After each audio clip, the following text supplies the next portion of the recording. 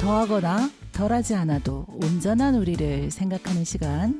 여기는 전주 공동체 라디오 93.5MHz 오롯한 우리입니다.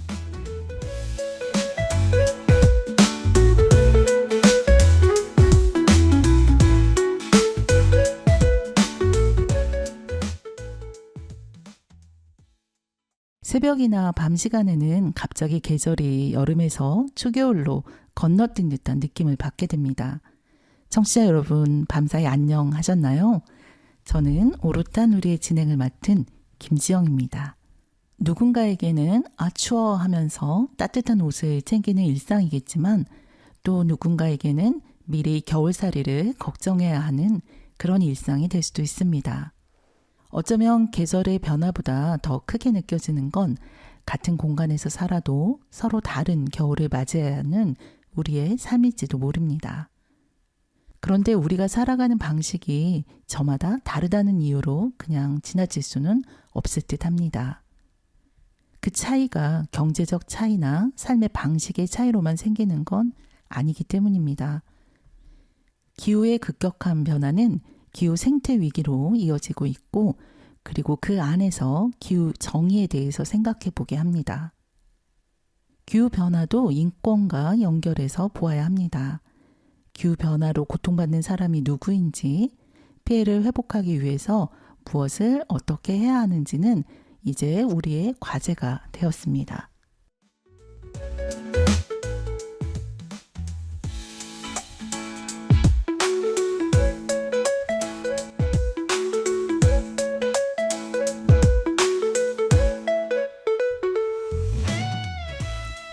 오늘은 두 가지의 이야기를 나눠보려 합니다. 하나는 학교에서 학생들의 휴대폰 사용을 금지한 결정이 최근에 있었는데요. 이 결정에 대해서 생각해 보려 합니다. 또 다른 하나는 일상 속에서 무심히 흘러나오는 혐오의 말들에 대해서 다뤄볼까 합니다. 누군가의 자유를 제한하는 일과 누군가를 상처 입히는 말을 스스로 통제하지 못하는 일. 이 두 가지는 전혀 다른 문제처럼 보이지만 사실은 같은 물음에서 시작되는 것인지도 모릅니다. 우리는 서로의 자유를 어떻게 이해하고 있나요? 우리는 나의 자유를 위해 타인의 자유를 어떻게 대하고 있을까요?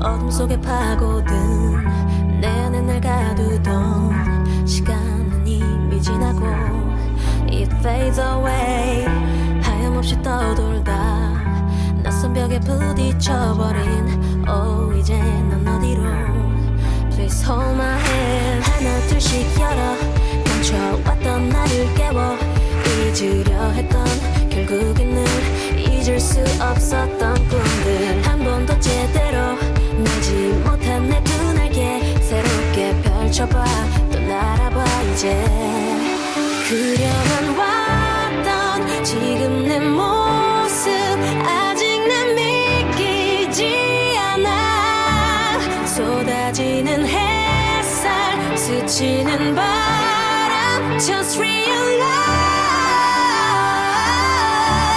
I feel so fine 나의 날개 위 찬란히 새긴 내일 꿈꾸던 world I feel so fine 하늘 끝까지 가득 펼쳐진 환히 빛나는 world I feel so fine 말없이 앉아 방황했던 길에서 마주했던 밤도 전부 괜찮아 이젠 모두 다 I don't care 혼자라는 편안함 속 피어오른 외로움도 이제는 다 Can't let it go baby 지구 반대편 어딘가 내게 외쳐 메아리 네 눈앞에 펼쳐진 제벽 너머의 세상을 찾아 둘러싼 현실 그보다 언제 넘어서 나란 걸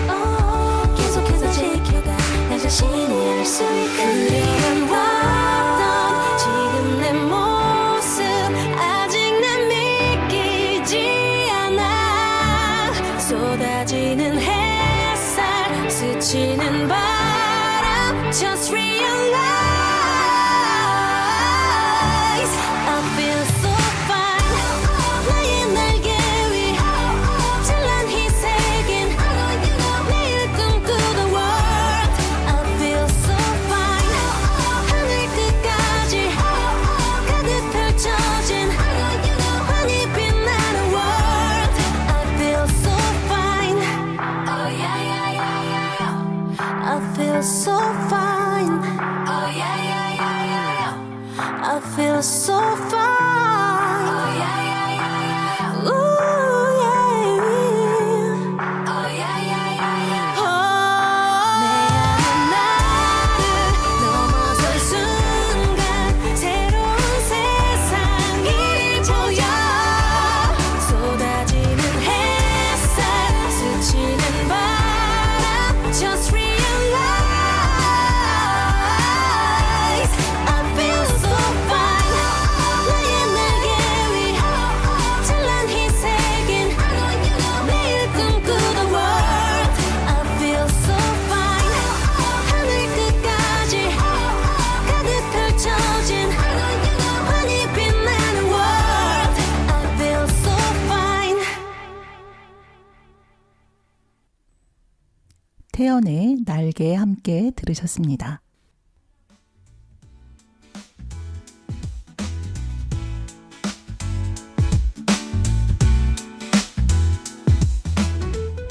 인권에 대한 이런저런 이야기. 첫 번째 랜덤 박스가 이어집니다.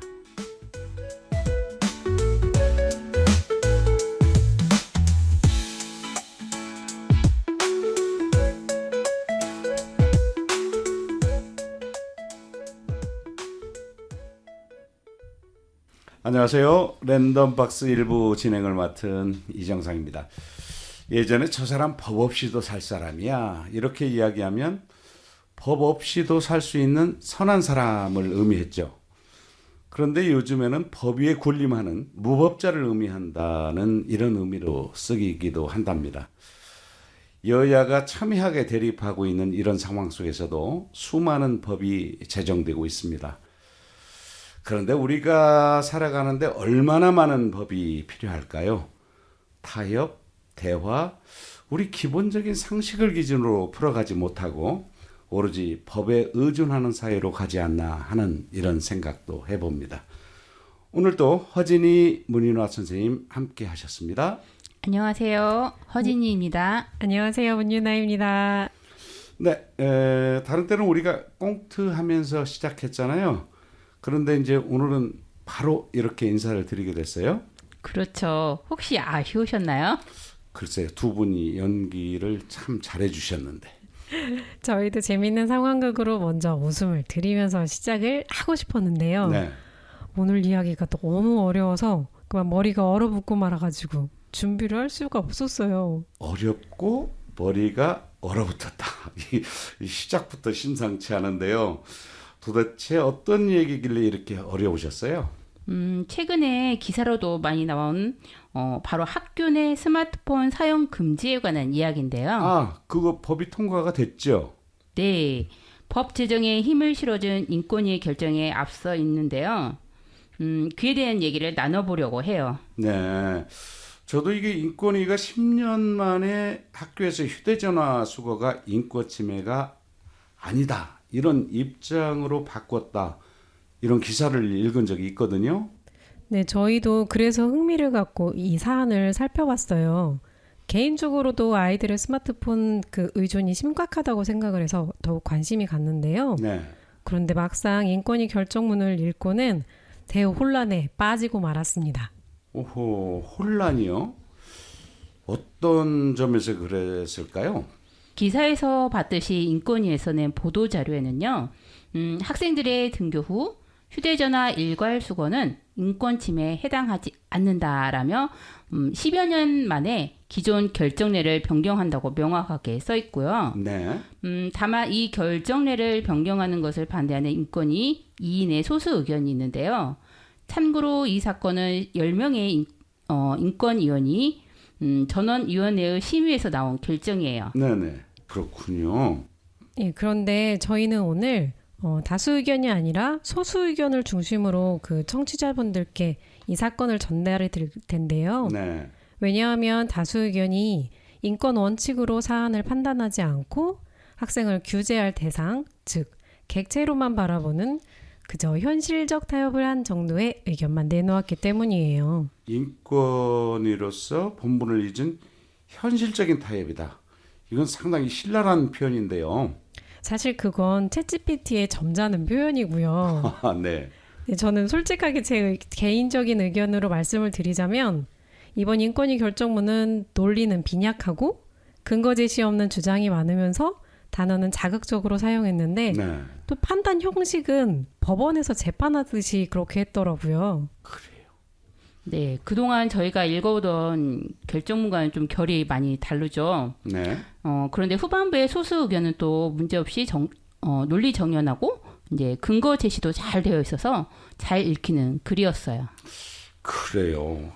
한 결정문 안에서 내용뿐만 아니라 글의 형식에 있어서도 큰 차이가 있다. 이런 얘기네요. 그러다가 떠오른 게 윤석열 씨에 의해 임명된 현재 그 인권위원장 안창호 씨인데요. 아, 네.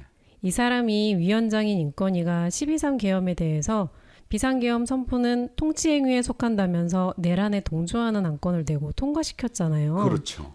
예, 그래서 저의 개인적 생각이지만 이런 사람이 여전히 위원장으로 참여한 사건에서 학생을 함께 고민하고 권리를 행사하는 온전한 인권 주체로 보지 않았을 수도 있겠다 하는 그런 강한 의심이 들었거든요. 네, 이렇게 우여곡절 끝에 우리에게 온 이야기 도대체 어떤 내용일지 점점 더 궁금해지는데요. 네, 먼저 어떤 일이 있었는지부터 말씀을 드릴게요. 몇 년 전까지만 해도 피진정 학교는 아침 조회 시간에 학생들의 스마트폰을 수거해서 학교가 다 끝난 종일 시간에 다시 나눠줬는데요. 네. 이렇게 하루 종일 수거해 가는 것에 대해 한 학생이 인권위에 진정을 했고요. 예. 인권위에서는 학생 인권 침해가 있으니 학생들의 인권을 과도하게 제한하지 않는 방향으로 학교 규정을 개정하도록 22년 5월에 공고를 해요. 그러니까 하루 종일 스마트폰을 수거해서 학생들에게 과도하게 인권 침해를 했다. 이렇게 결정을 내렸고 권고를 했다는 내용이잖아요. 네, 그렇죠. 피진정 학교는 인권위의 공고를 받아들여서 학생, 학부모, 교사를 대상으로 설문조사도 하고 네. 그 결과를 바탕으로 교칙도 개정을 합니다. 그래서 학교에서 교사가 지정한 장소에 전자기기를 보관하고 수업 시간에는 사용을 금지하되 쉬는 시간과 점심시간 이때는 학생이 휴대전화를 쓰고자 하면 쓸 수 있도록 바꿨죠. 글쎄 설문조사도 하고 대화를 했고 이게 절차도 내용도 저는 납득이 되는데요. 이렇게 해서 잘 해결된 거 아닙니까? 여기까지는 그렇죠. 네.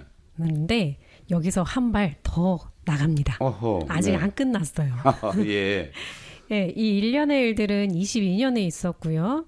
22년 12월에 교칙 개정안을 만들어서 23년 3월 1일부터 새 학기부터 시행을 하기로 했고 예. 그때부터 이제 적용이 됐어요. 근데 그 다음 날인 3월 2일에 또 다른 학생이 학교가 조회 시간에 휴대전화를 일괄적으로 수거하는 게 학생 인권 침해라고 주장하면서 이 사건 진정을 제기했어요. 그러니까 이틀 만에 인권위 공고를 받아들여서 교사 학부모가 합의해서 새 규정을 시행한 지 이틀 만에 또다시 인권 침해다. 이런 주장을 하게 된 거죠? 네, 맞아요. 좀 특이하죠? 네. 이런 케이스는 전례가 없는데요. 지난 10여 년간 인권위가 학생 인권 침해를 인정해온 경우들을 보면 모두 하루 종일 학교에서 휴대전화 사용과 소지를 전면 금지한 상황이었거든요. 예, 예. 이번 사건이랑은 기초적인 사실관계 자체가 다른 거죠. 그럼 이 진정을 한 학생은 왜 그렇죠? 인권위 결정이 어땠나요? 흥미진진하시죠? 네네. 네.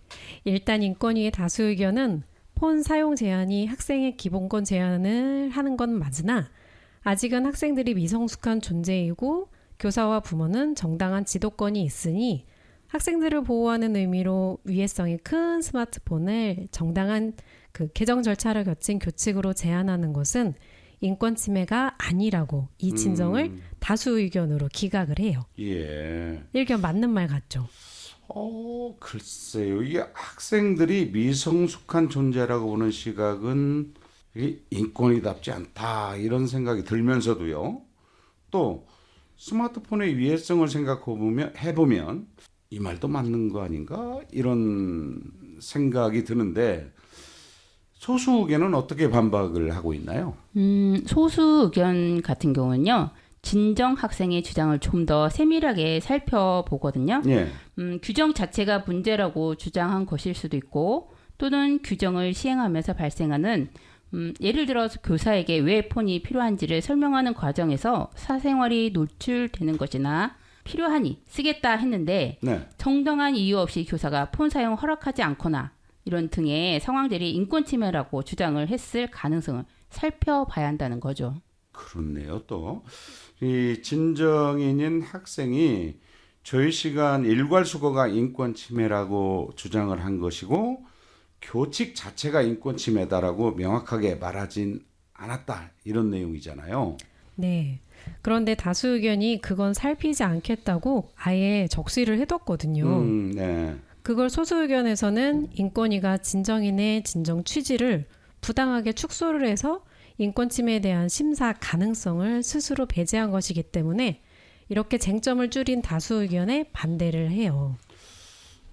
이 사건이 인권 침해가 아니라는 다수 의견에 반대해서 인권 침해가 맞다라고 하는 게 아니라 제대로 살피지 않은 이런 태도 자체를 반대한 것이다 이거죠? 네, 그렇죠.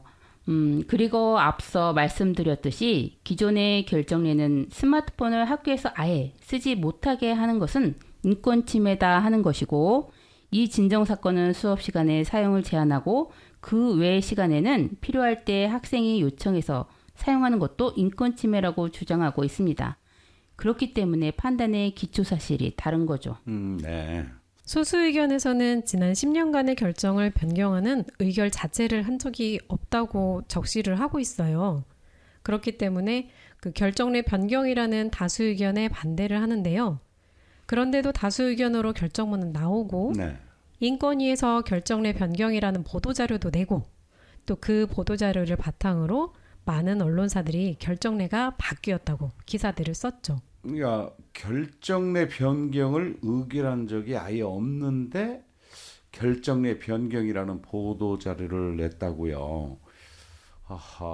이게 이런 상황이 지금 우리가 알고 있는 국가인권위원회가 맞나 이런 생각이 드는데요.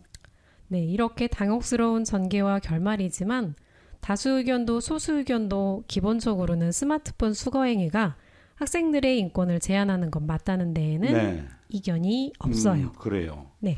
여기서 제한되는 인권은 일반적인 행동 자유권과 통신의 자유인데요. 네. 이 통신의 자유는 우리가 쉽게 들어봤는데 일반적인 행동 자유권이라는 게 뭐죠? 좀 생소한데요. 헌법 제10조는 모든 국민은 인간으로서 존엄과 가치를 가지며 행복을 추구할 권리를 가진다고 말해요. 네. 헌법재판소 판례에서는 헌법에 구체적으로 열거되지 않는 자유행위라 하더라도 인간의 존엄과 인격적 자율성에 근거해서 보호받을 수 있다는 논리로 사용한 말이에요. 예. 즉 인간의 모든 자유로운 행동이 국가 권력의 간섭 없이 보장되어야 한다는 뜻이죠. 그러니까 학생들이 스마트폰을 가지고 있고 이걸로 통화도 하고 검색도 하고 이렇게 자유롭게 사용하는 행위가 헌법이 보장하는 일반적인 자유권에 속하고 통신의 자유다 이런 얘기죠? 네, 깔끔하게 정리해 주셨어요. 더불어서 소개를 해드리자면 헌법 제18조에서 모든 국민은 통신의 비밀을 침해받지 아니한다고 규정하여서 통신의 비밀과 자유를 보장을 하고 있어요. 네. 또 우리나라는 유엔 아동 권리 협약에도 1991년에 가입했는데요. 예. 이런 국제 협약은 국내법과 똑같이 지켜야 할 의무가 있거든요. 이 협약 제16조는 어떠한 아동도 사생활, 가족, 가정 또는 통신에 대하여 자의적이거나 위법적인 간섭을 받지 아니한다고 규정하고 있어요. 네.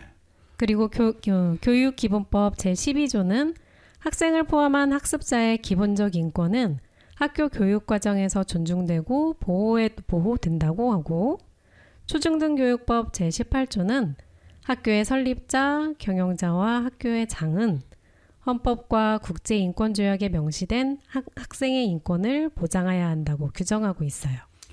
예, 그러니까 학생들이 그저 어른들이 주는 보호를 받기만 하는 게 아니라 고유한 존엄성을 가지고 있고 평등하고 양도할 수 없는 권리를 가진 주체라는 걸 이렇게 법으로서 보장을 하고 있다, 이런 얘기 아닙니까? 네. 그렇기 때문에 스마트폰이 위험성이 크다고 해서 학생들의 권리나 의사를 충분히 반영하지 못한 일방적인 제한은 안 된다고 보는 거죠. 그래요. 인권적 측면에서 분명 그렇긴 한데, 그래도 역시 저는 이게 스마트폰이 그 위험성, 여러 가지 부작용 이런 걸 떨치기가 상당히 어렵거든요. 이 도로를 건너는 상황에서도 아이들이 고개를 안 들고 스마트폰만 쳐다보면서 이렇게 가고, 이런 여러 가지 위험성도 있고 해악이 있는데, 다른 일상에서 과연 이 학생들, 특히 나이가 어릴수록 조절이 잘 될까, 이런 염려도 되거든요. 예, 제가 초등학교 옆에 사는데요. 제가 봐도 현실은 정말 심각해 보이기는 해요. 네. 그런데 학교에서 스마트폰 사용을 금지한다고 해서 문제가 해결되느냐를 살펴보면 안타깝게도 그게 아니라는 연구 결과들이 자꾸 나오고 있어요. 그래요. 영국에서 발표된 새로운 연구에 따르면 학교에서 사용을 금지해도 소셜미디어 사용 감소나 학업 능률 향상으로 크게 이어지지는 않는다고 하네요. 그래요? 상당히 의외이기도 하고 또 아쉽기도 한데요. 스마트폰이 없다고 해서 공부 안 하던 아이들이 공부하는 건 아니기도 하고요. 네, 네. 학교에서 하긴 못한 SNS 사용은 방과 후에 다른 활동들을 줄이면서 하기 때문에 사용 시간대만 달라지지 사용 시간 자체가 줄지는 않는 거죠. 그렇군요.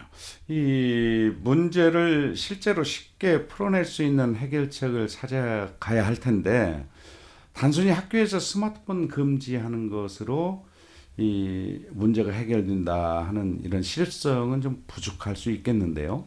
인권위 결정문 소수 의견에서는 학생들의 휴대전화 소지 및 사용이 교육 활동을 저해하는 부정적 영향이 실제로 있기는 하지만 예. 학교 구성원이 충분히 토론하고 민주적 논의 절차를 거쳐 관련 규정을 만들어가는 과정을 통해서 학생 스스로 욕구와 행동을 통제하고 관리할 수 있는 역량을 기를 수 있도록 해야 한다고 말해요. 그래요. 소수 의견의 말이 원론적인 얘기 같긴 한데, 성인들도 스마트폰 사용량을 조절하는데 어려움을 겪고 또 대인 간의 소통이 잘 안 되는 우리의 현실을 볼 때 네. 스마트폰 사용을 스스로 조절하는 역량은 오히려 초중고 학생일 때 연말을 해야 되는 게 아닌가 하는 생각이 들기도 하더라고요. 그래요. 말씀을 듣다 보니까 이 성인들의 판단 능력과 인식 능력이 나이라는 숫자상으로 성인이 된다고 또 그리고 하루아침에 완성이 되는 게 아니라 수많은 시행착오를 포함한 경험들이 쌓여서 형성된 이런 학습의 결과라는 이런 생각이 듭니다. 그렇다면 스마트폰의 사용에 대해서도 이런 학습이 필요하겠다 하는 생각이 들고요. 이게 오늘 여러 가지 특별히 길게 대화를 나눴는데, 여기에 대해서 여러 가지 할 얘기가 방송 끝나고도 많을 것 같아요. 이제 방송이 마칠 시간이 어쩔 수 없이 시간이 다가오고 있는데, 이 두 분 정리 말씀 해주시기 바랍니다. 이번 법률안 통과와 인권위 결정은 소수 의견에서 밝혔듯이 더 논의할 부분이 분명히 존재한다고 여겨져요. 네. 교육과 학교의 진정한 목표이자 존재 이유는 아동 청소년의 성장을 돕는 데 있습니다. 그렇죠. 그런데 저는 아동 청소년이 권리의 온전한 주체라는 점을 꼭 강조하고 싶습니다. 네. 학생이 이런 학생의 의사와는 상관없는 무조건적인 보호가 아니라 권리 주체자로서 아동 청소년을 보았으면 하는데요.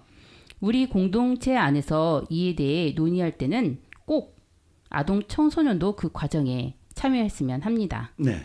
그리고 본격적인 교육이 시작되는 나이 이전의 영유아 시기에는 부모님의 판단과 인식이 정말 중요하다고 생각해요. 그렇죠? 또 다른 주제로 넘어가는 게 돼버리는데 그래도 꼭 부탁드리고 싶은 말씀인데요. 영유아 시기에 영상 없이 아이를 돌보는 게 정말 많이 힘들거든요. 그렇죠. 그래서 저도 겪어봐서 잘 알기는 하는데요.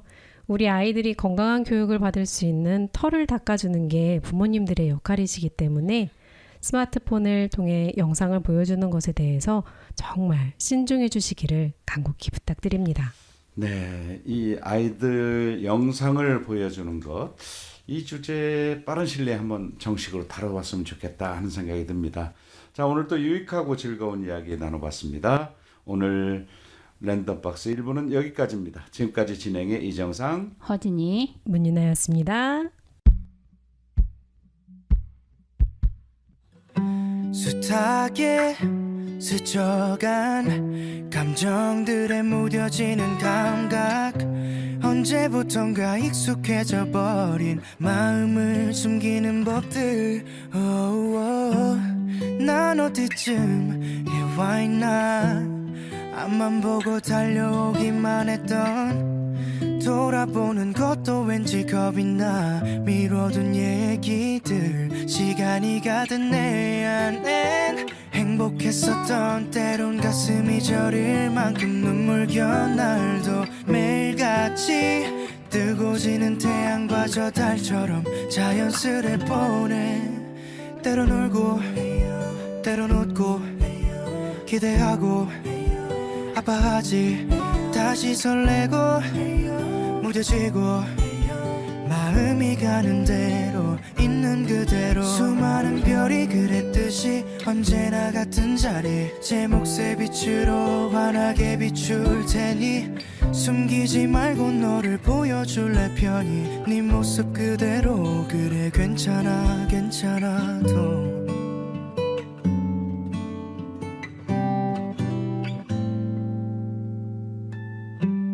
오늘 난 처음으로 솔직한 내 마음을 마주해 거울 앞에 서는 것도 머뭇대 이 표정은 또 왜 이리도 어색해 아름다운 건 늘 소중하고 잠시 머물다 아득히 멀어져도 늘 마주보듯 평범한 일상을 채울 마음의 눈 그 안에 감춰둔 외로움도 잠시 머물 수 있게 그저 바라봐 부드러운 바람이 불면 마음을 열어 지나갈 하루야 때론 울고 때론 웃고 기대하고 아파하지 다시 설레고 무뎌지고 마음이 가는 대로 있는 그대로 수많은 별이 그랬듯이 언제나 같은 자리 제 몫의 빛으로 환하게 비출 테니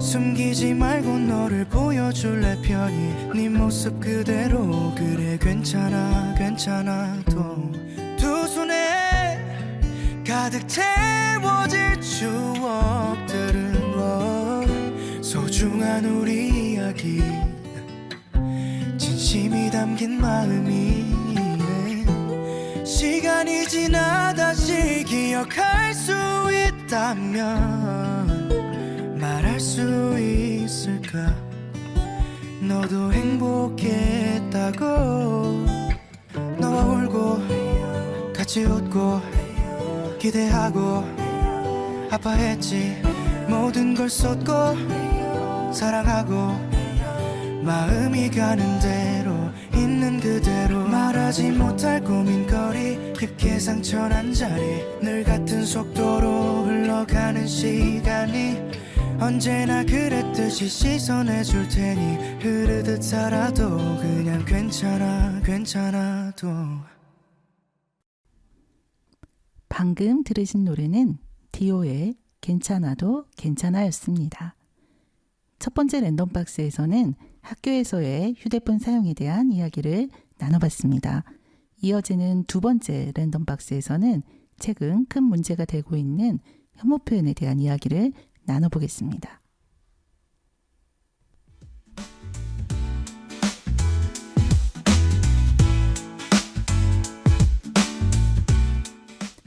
두 번째 랜덤 박스가 이어집니다.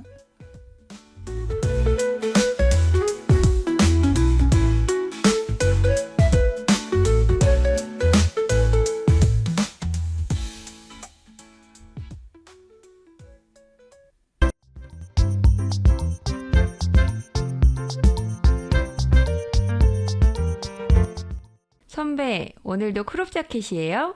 진짜 꾸준하시다. 요즘 MZ 스타일 제대로 시네요. 아유, 그냥 편하게 입은 건데. 요즘 이런 거 많이 입더라? 선배는 진짜 영포티 정석이에요. 나이가 안 믿긴다니까요. 거의 인플루언서 느낌이에요. 영포티? 몰랐어요? 요즘 그런 말 있어요. 40대인데 젊게 입고 젊은 감성 유지하려는 사람들을 말해요. 약간 젊은 척 한다는 뉘앙스도 있긴 한데 그냥 유행어예요. 선배, 나쁘게 들으시면 안 돼요. 그래. 그런 말이 있구나. 처음 들었네. 요즘 회사에 가면 꼭 한 명씩은 있대요, 영포티가. 우리 선배 없었으면 컨셉 잘 안 살 뻔했죠. 근데 진짜 멋지세요. 자기 스타일 확고한 게 얼마나 어려운 일인데요. 영포티? 처음엔 그냥 농담인 줄 알았는데. 근데 자꾸 그 말 속에 나이에 어울리지 않는 불편하다? 어색하다는 뜻이 느껴지네. 젊게 입는 것도 웃고 즐기는 것도 왜 설명을 해야 하지? 왜 나이는 항상 선처럼 그어지는 걸까?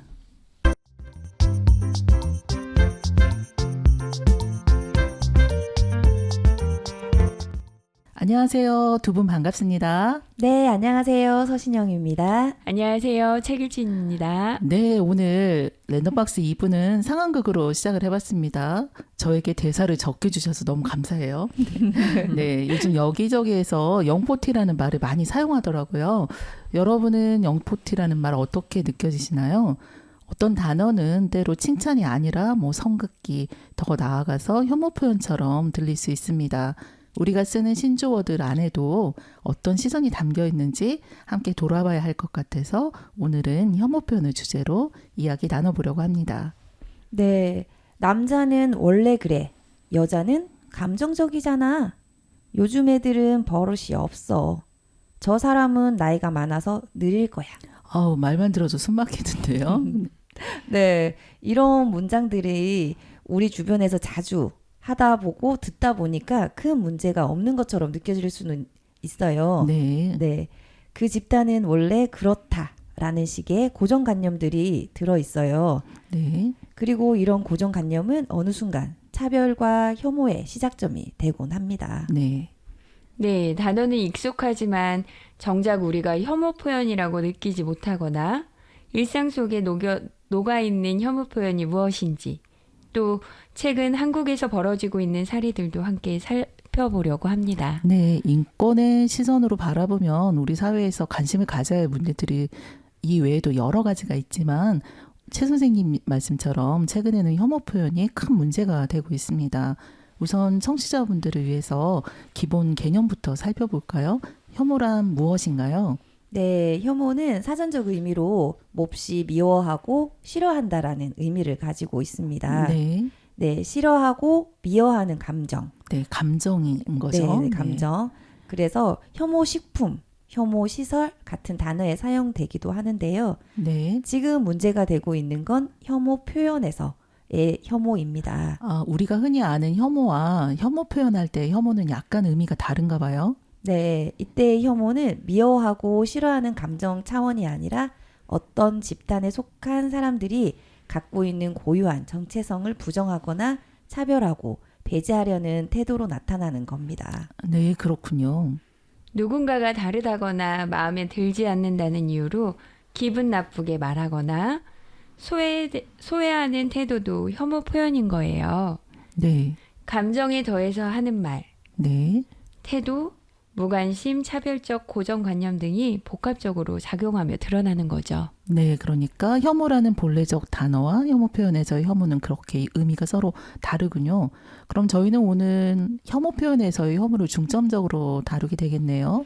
네, 그래서 혐오 표현에 대한 정의도 잠깐 들려드릴게요. 네. 혐오 표현은 소수자에 대한 편견 또는 차별을 확산시키거나 조장하는 행위 또는 어떤 개인, 집단에 대해 그들이 소수자로서의 속성을 가졌다는 이유로 멸시, 모욕, 위협하거나 그들에 대한 차별, 적의, 폭력을 선동하는 표현이라고 정의할 수 있습니다. 네, 그러니까 이게 감정을 이야기하는 게 아니라 그 감정이 표현됐을 때 우리들이 들었을 때 다른 사람이라고 구분짓고 차별하고 적대감을 드러내고 폭력적인 선동을 하도록 하는 그런 것들이 혐오 표현에 해당이 되는군요. 네. 네, 그래서 오늘은 청취자 여러분들과 평소에 혐오라고 생각하지 못했던 사례들을 중심으로 소개하려고 합니다. 네, 혐오라는 감정은 인간이 갖고 있는 본래적인 감정이기 때문에 그 자체를 없앨 수는 없을 겁니다.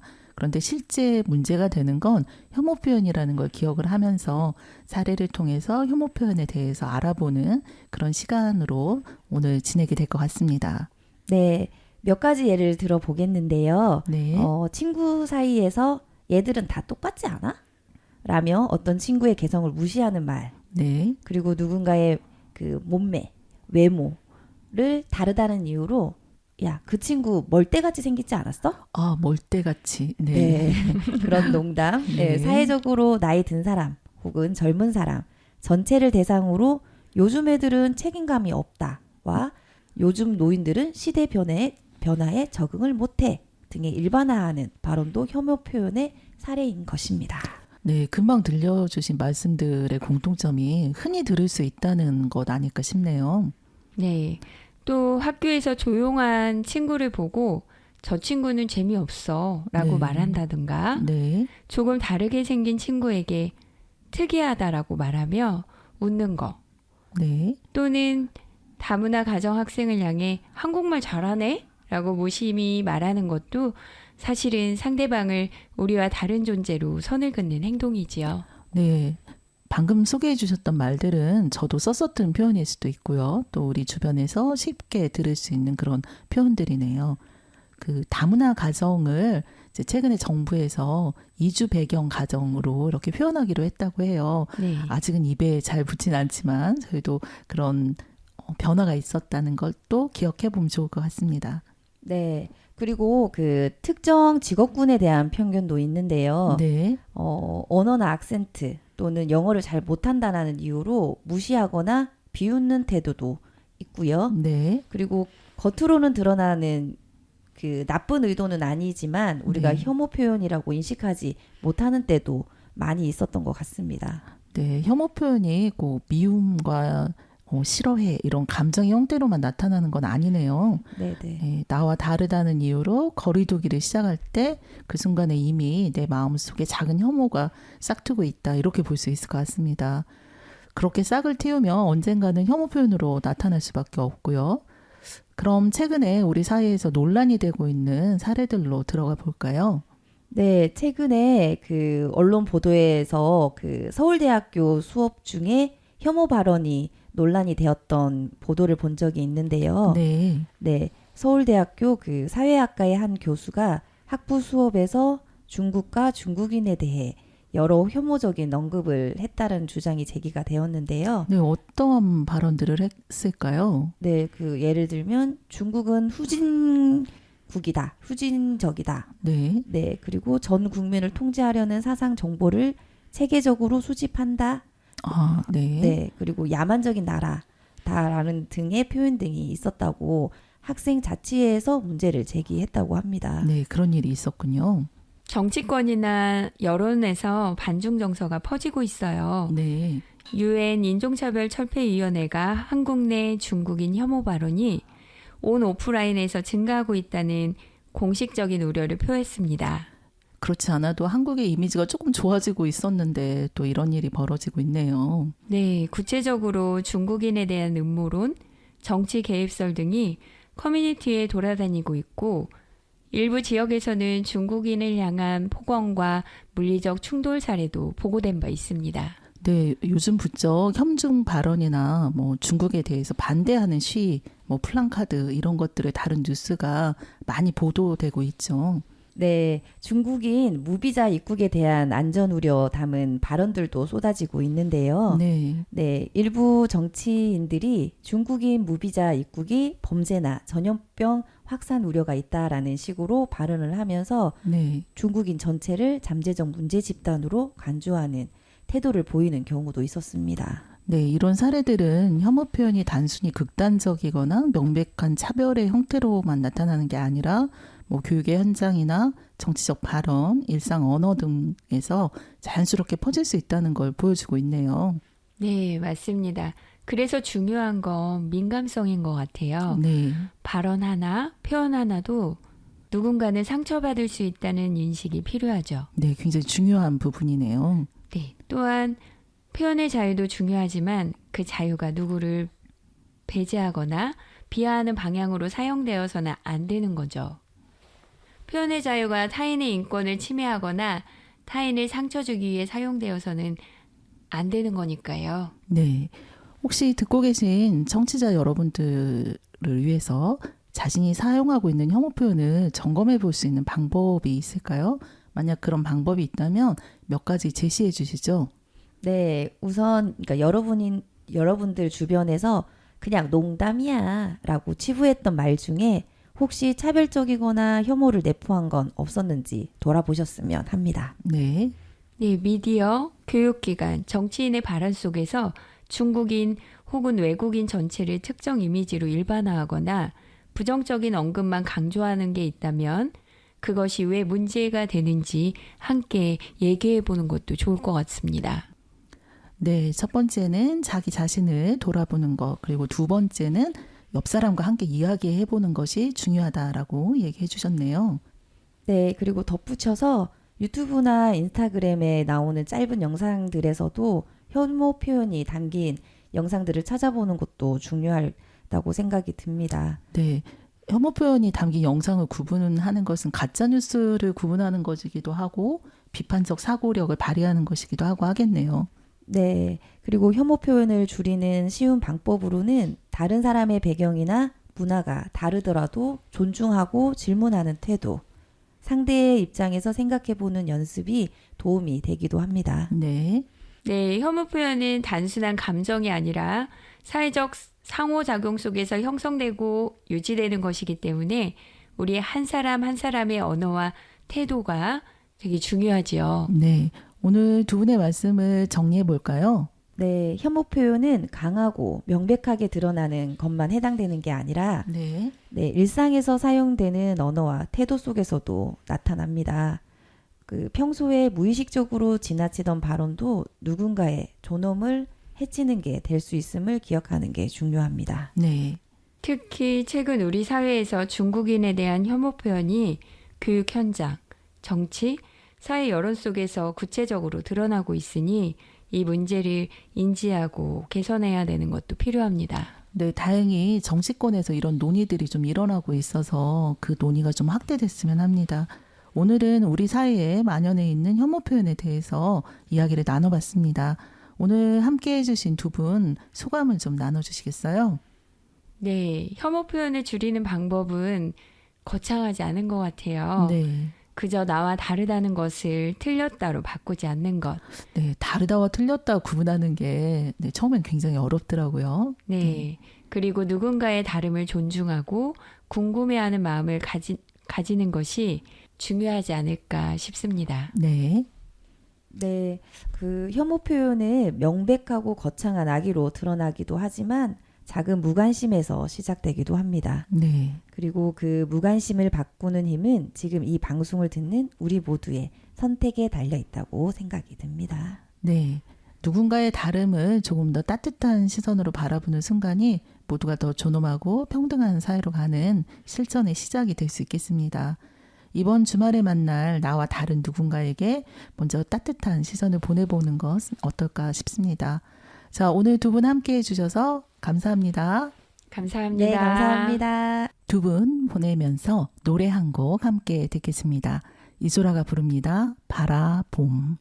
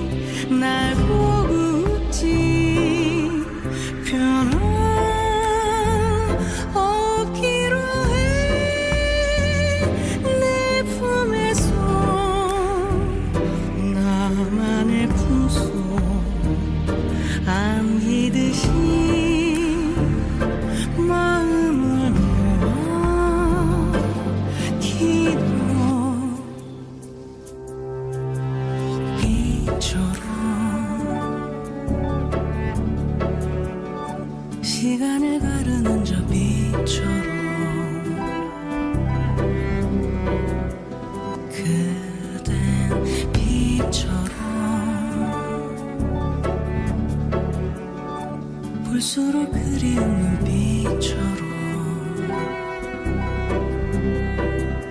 수줍게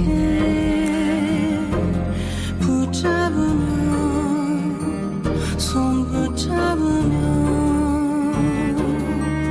이끈에 넌 거기 있지 날 보고 있지 좀 낯선 거리를 조금씩 당기는 걸 바라보니 왠지 좋아 넌 거기 있지 날 보고 있지 변함없기로 해 내 품에서 나만의 품속 안기듯이 마음을 모아 기도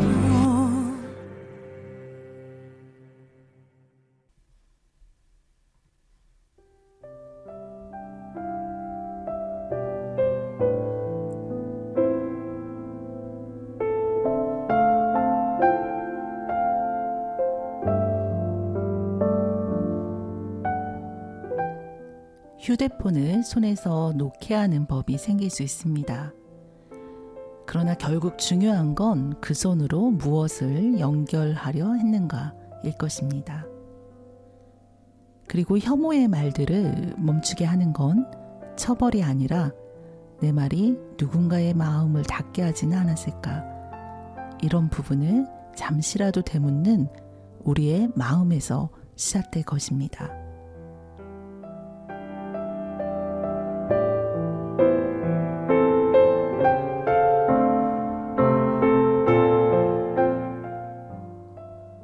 누군가의 말이 금지되고 누군가의 침묵이 당연시되는 사회에서 인권의 자리는 어디에 있을까요? 우리가 먼저 듣고 조금 더 천천히 사려 깊게 말하는 그 순간들이 인권 감수성으로 연결되어 우리 안에 쌓일 겁니다. 서로에 대한 무관심, 사회에 대한 무기력감, 이런 것들을 혼자 바꿔내기는 어렵습니다. 그러나 함께라면 할 수 있지 않을까요?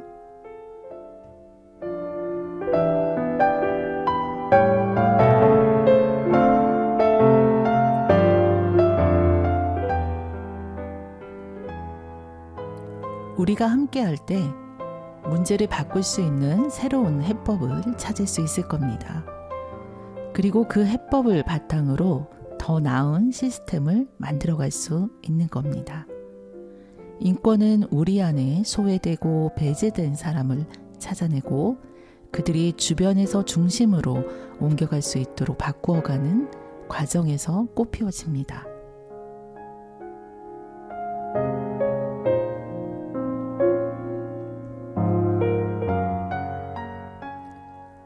지금 이 계절 여러분의 하루가 조금 더 따뜻한 말과 조금 더 열린 귀로 채워지길 바랍니다. 오늘의 마지막 노래는 곽진원의 함께 걷는 길을 골라봤습니다.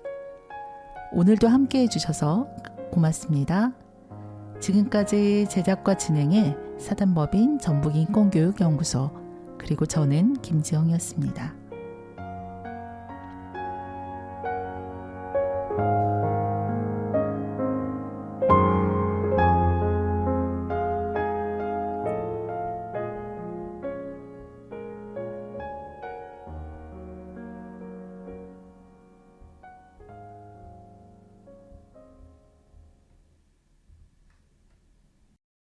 함께 걷는 길 위에 그대와 나 둘이서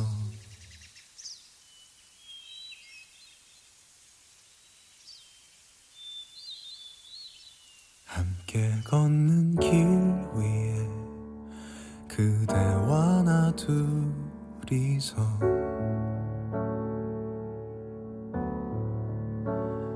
서로의 손을 잡아주면서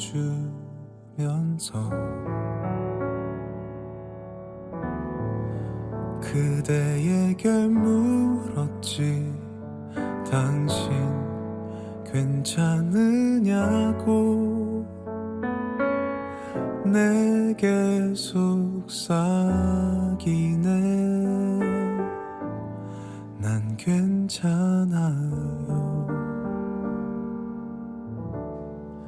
함께 걷는 길 위에 그대와 나 둘이서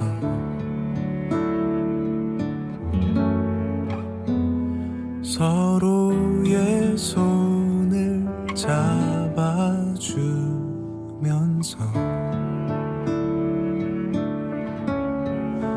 그대에게 물었지. 당신 날 사랑하냐고. 내게 속삭이네. 그댈 사랑해요.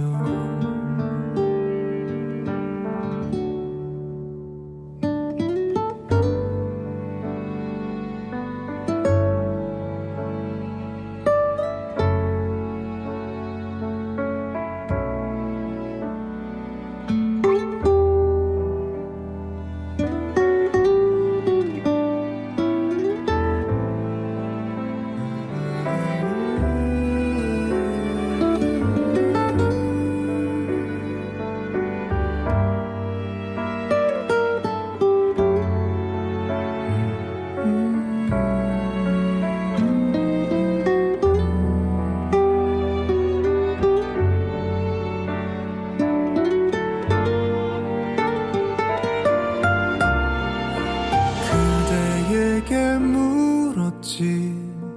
당신 괜찮으냐고.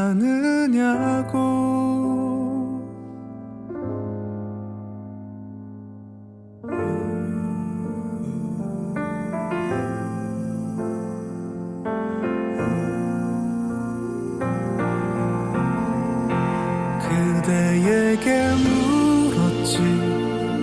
당신 날 사랑하냐고. 내게 속삭이네.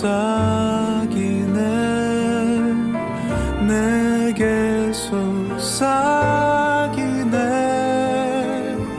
내게 속삭이네.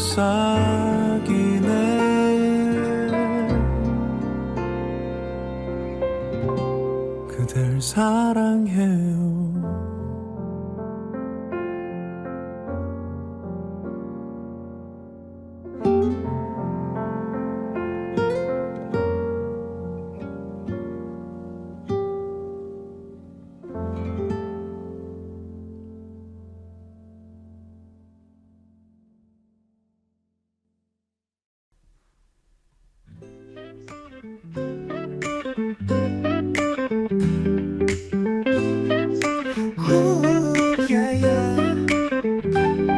햇살이 우리를 감싸는 아침.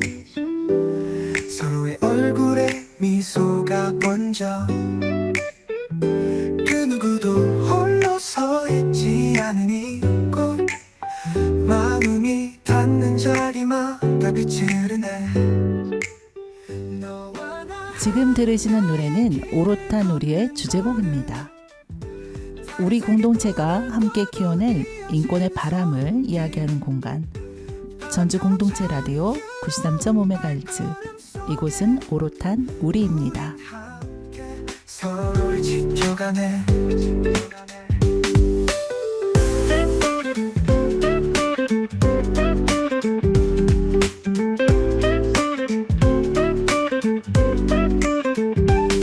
서로의 이야기를 천천히 듣고 작은 차이도 소중히 안아주네.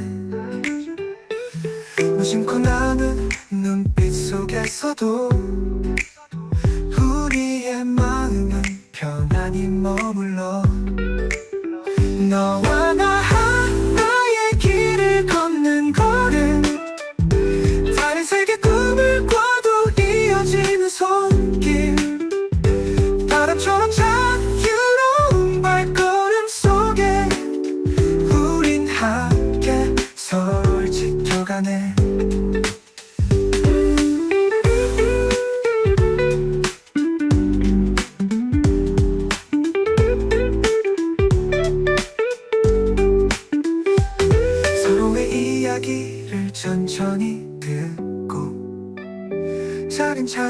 나도 소중히 안아주네. 무심코 나는 눈빛 속에서도 우리의 마음은 편안히 머물러. 너와 나 하나의 길을 걷는 걸음, 다른 세계 꿈을 꿔도 이어지는 손길, 바람처럼 자유로운 발걸음 속에 우린 함께 서로를 지켜가네.